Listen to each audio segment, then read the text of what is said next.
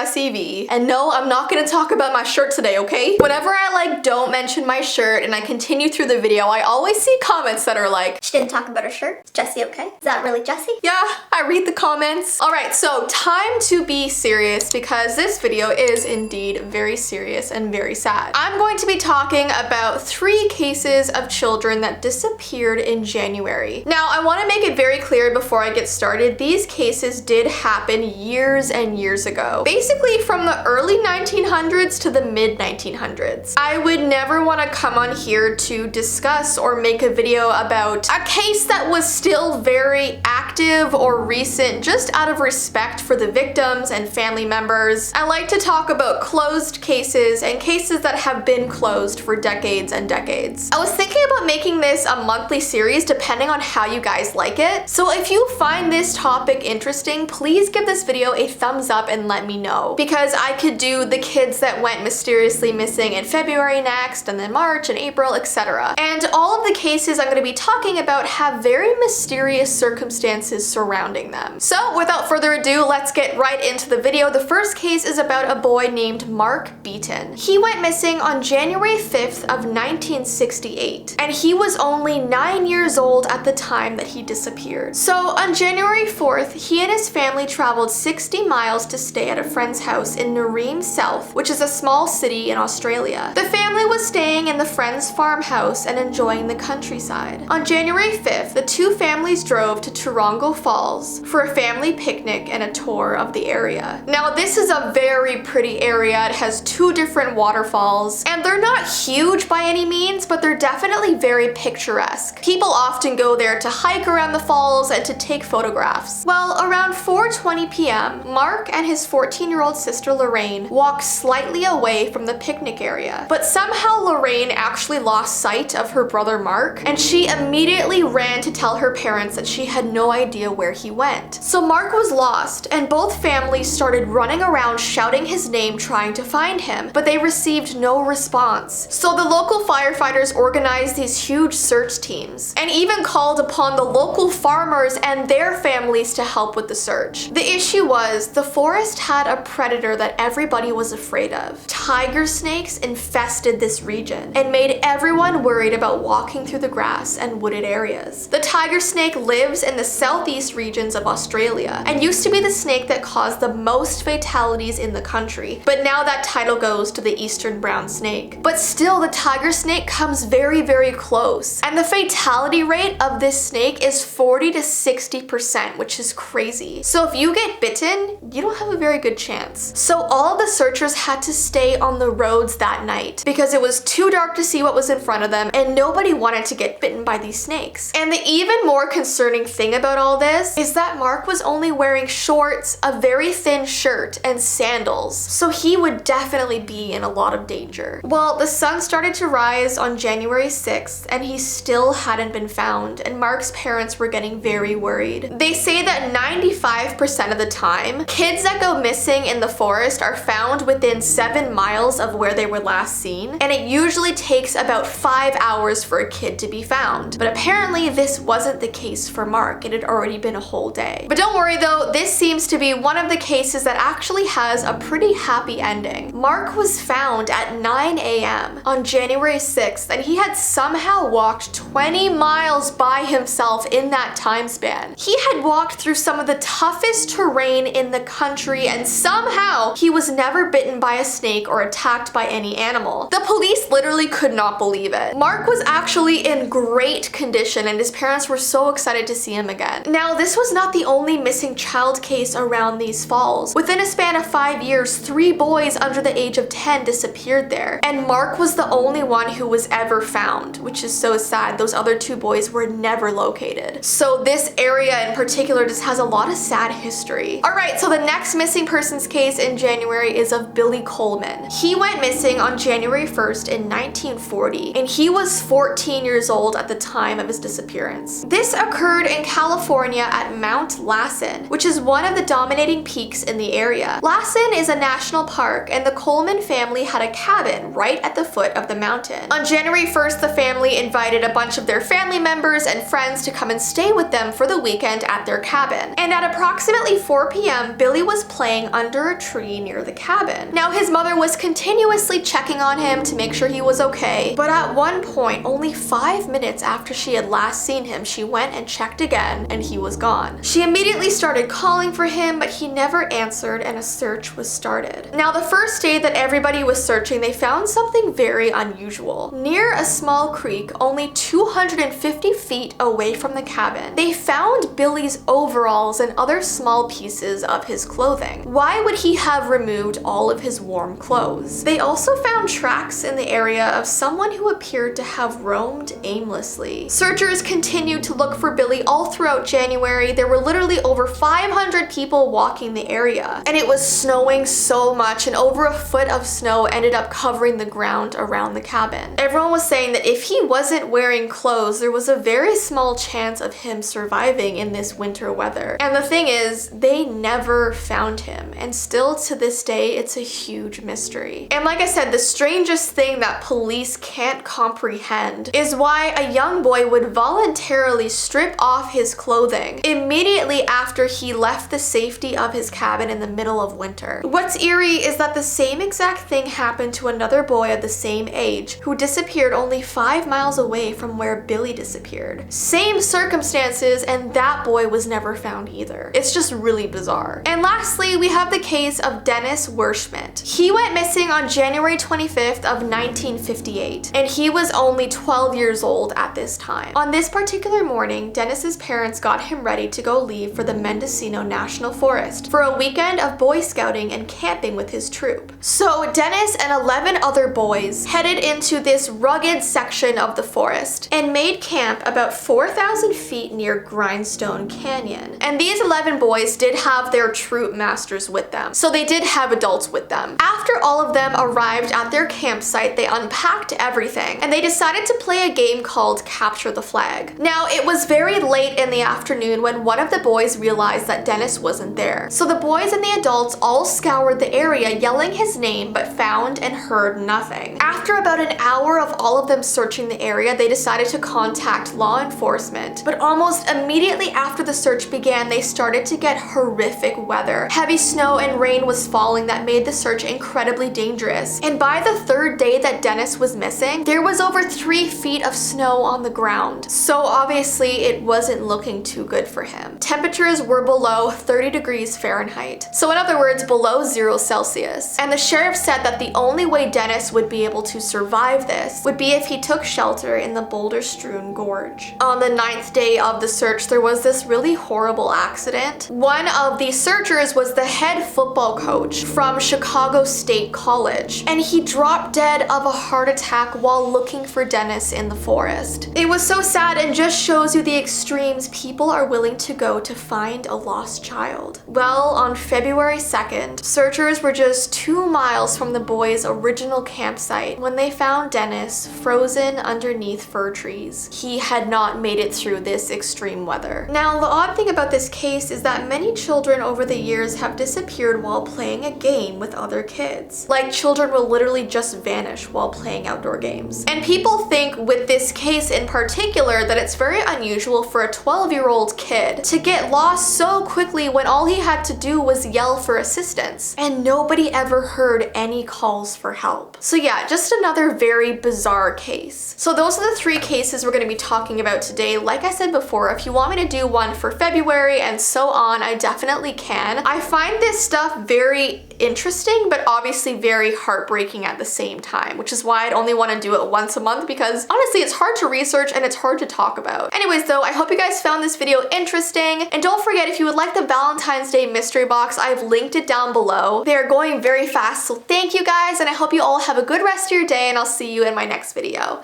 Bye!